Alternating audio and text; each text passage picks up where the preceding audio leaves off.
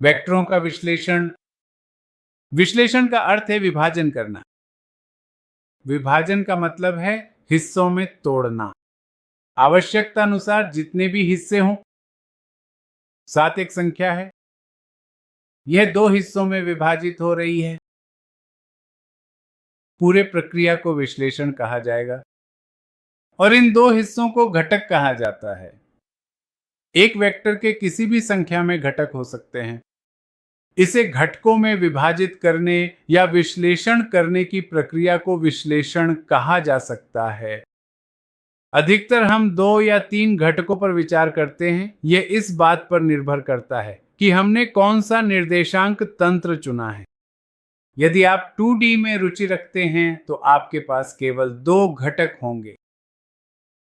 एक वेक्टर दिया गया है और आप इस वेक्टर के घटकों को 2 अक्षों यानी x और y के साथ ज्ञात करना चाहते हैं। आप इस वेक्टर का प्रक्षेपण दोनों अक्षों पर बनाते हैं। यह x अक्ष के साथ एक घटक बन जाता है, यह y अक्ष के साथ एक घटक बन जाता है। यह एक वेक्टर A है। आपके पास इस वेक्टर का x अक्ष के साथ घटक है और y अक्ष के साथ भी, और अब इसे इस प्रकार लिखा जाएगा a और का x, xi प्लस ayj।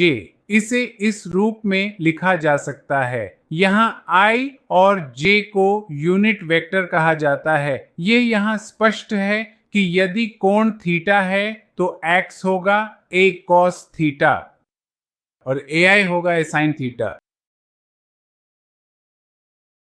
तो एक वेक्टर को x और y अक्ष के साथ 2 घटकों में विभाजित कर दिया गया है। इसी तरह यदि आप 3 अक्षों यानी 3D अध्ययन या 3D चर्चा में रुचि रखते हैं तो एक और घटक जोड़ना होगा जो होगा AZK।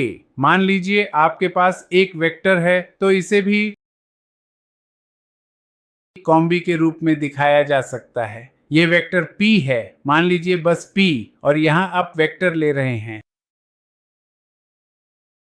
कोई वेक्टर आप कह सकते हैं कि यह LA है। A एक वेक्टर है। वेक्टर A की दिशा इस अक्ष के साथ है, लेकिन जब A को L से गुणा किया जाता है तो ये वेक्टर के बराबर हो जाता है। इसी तरह मान लीजिए यह P या QB है, यह वेक्टर B है, लेकिन B की दिशा यह है, इसकी मान QB के बराबर होगी।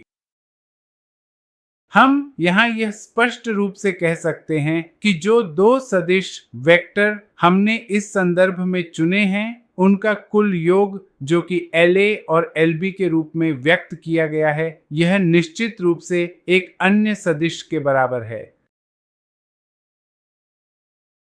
मतलब ये दोनों आपको ये वेक्टर देंगे। इन दोनों को वेक्टर के वेक्टर A के साथ और वेक्टर B के साथ घटक के रूप में जाना जाएगा। इसी तरह जब आप इस वेक्टर A को 2 घटकों में विभाजित कर रहे हैं तो ये दोनों घटक मिलकर परिणाम n देंगे।